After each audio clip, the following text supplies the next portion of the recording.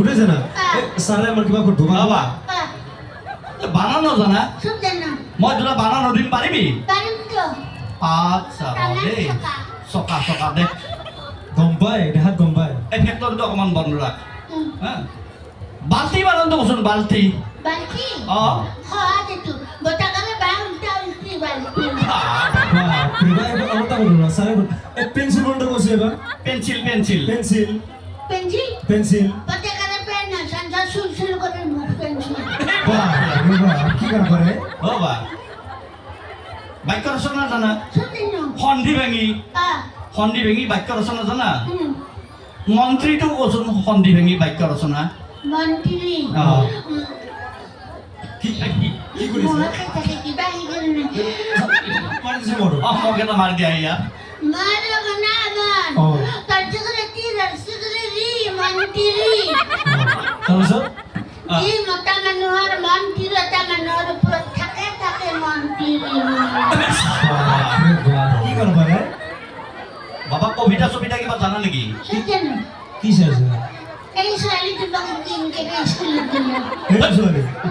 হেই খাই দিব ই সৰু ল'ৰাগিলা চাব নাপায়তো নো ছোৱালী মনে শুনা মানুহ মনকে দিয়ে হয় নেকি খাই দিব আমাকো মাৰ খাব ই গম পাইছো তাকেতো অ বা কি বাকৰ আছে না খাই পাত ফলতে বাকৰ আছে কৰিছিল খাই পাত পেলা খাই পাত পেলা বাক্য ৰচনা খাই পাত পেলা মানুহক কাহৰ খাই ভাত দিব লাগে জিন্দা ভালে খালি থাক আচ্ছা বৰে আৰু এটা কচোন বাবা খাই পাত ফলাটো বৰ বঢ়িয়া আছে সঁচাই ভাল ই মানে সাংঘাতিক বস্তু পাৰে আৰু জানা সব জানো সুধাচোন পানী ধান আছে না পানী ধান চলিলে মুৰ্গী পুহিব লাগে মুৰ্গী ধাই বোলে কি মুৰ্গী বোলে কি হয় শুকান মাটিত ডিমা পাতি থাকো হাঁহ ছোৱালী উঠিব উঠিব ভগৱানে চব বস্তুৰ এটা বিকল্প কৰি দিছি নহয় ভগৱানে হয় ৰ কথাটো বাকী বিজ্ঞান জানা আমাৰ যে গছৰ ফলবিলাক পকিলে ওপৰৰ ফালে যেনে তলৰ ফালে আহে ওপৰত দি খোৱা মানুহ নাথাকে তলে খোৱা মানুহ থাকে সেইকাৰণে তললৈকে আহে বাবা আৰু এটা বিজ্ঞানৰ উল্টো দেই এই বিজ্ঞান কৰিব 1 কেজি তোলাৰ ওজন বেছি নে 1 কেজি লোহাৰ ওজন বেছি 1 কেজি তোলাৰ ওজন বেছি নে 1 কেজি লোহাৰ ওজন বেছি 1 কেজি তোলা লোহাৰ ওজন বেছি এই দুটা সমান সমান নহয় দুটা 1 কেজি হয় আপনি বিয়া পাতিছেন না বিয়ে পাতারে পাতিম দে আপনি বিয়া পাতিছেন বাচ্চু আচ্ছা আপনার ঘৈণীয়েকে যদি একদিন তুলাই দিয়ে মূৰত খং উঠে মাৰে মূৰাটো ফাটিব নেকি নাপাতে 1 কেজি লোহাৰ দি মাৰিলে ফাটিব না ফাটি যাব বেকাৰ ওজন বেছি হয় না আণ্টি সেইকাৰণে হ'ব পাৰে দে হ'ব পাৰে এই সমাজ যুগৰ প্ৰশ্ন এটা কৰোঁ এই বৰ্তমান সময়ত সাম্প্ৰতিক সময়ত অসমত দুটা জাগাত বৰফ পৰে নামটো জানা নেকি অসমত বৰফ পৰে আমি কিতাপত পঢ়িলো শুনা নাই তথাপিতো আজিকালি শুনি থাকোঁ কচোন কওঁ দুটা ঠাইৰ নাম কোৱা বৰফ পৰা ঠাই বৰফ পৰা ঠাইছি এটা হৈছে চালানী মাছৰ কাৰ্টুনত চালানী মাছৰ আৰু এটা এইটো বাহিৰৰ পৰা চাপ্লাই তাতে বৰফ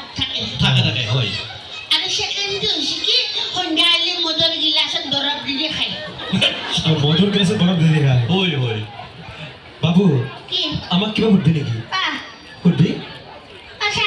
মই আপোনাক এটা প্ৰশ্ন দিম পাৰিব না চেষ্টা কৰিম দে কচোন কওঁ মদৰ গৰম চুলাই মাহৰ গৰম জুলাই প্ৰেমৰ গৰম কি কওকচোন মাৰি দিলে এই প্ৰেম কৰিয়ে পোৱা নাই আমি কেনেকৈ গম পাব বা এই মোৰ মাথা কামেই কৰা নাই তই জানা নেকি উত্তৰটো আপুনি প্ৰেম কৰিব নাই তেৰে বুঢ়া কালত ক'ত প্ৰেম কৰিবি নকৰাকে আনি দিলো দুটা ল'ৰা হ'ল মই কাম ক মাহৰ গৰম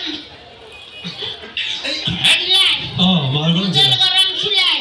প্ৰেমৰ গৰম পাব্লিক ধুলাই পাব্লিক ধুলাই খাই প্ৰেম নকৰো দে বাবা বা এই শেষত কবিতাটো ৰৈ গ'ল নহয় অসমীয়া জানা বুলি কৈছা মই হ'ম কবিতাটো কচোন আপুনি হ'ব সি নহয় মই হওঁ গান্ধীজীৰ দৰে কবিতা এটা যে আছিল আছে না মনত দে এইটো নমস্কাৰ মোৰ নামটো ক'ব লাগিব না কৈ দিয়া নমস্কাৰ মোৰ নাম নৰেন চন্দ্ৰ পাঠক কলিতা মই এটা কবিতা আবৃত্তি কৰিম মই হ'ম জৱাহৰলাল নেহৰু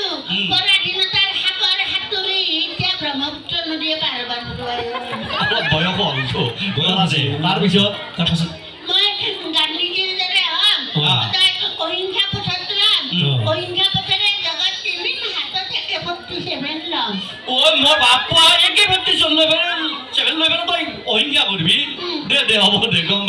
পিছত মই হান কনকলতা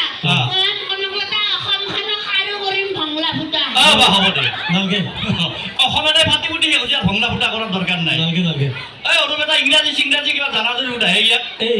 ইয়াতো ধাৰি গৈছোঁ আমি ট্ৰেন্সলেশ্যন জানা জানা না চব জানো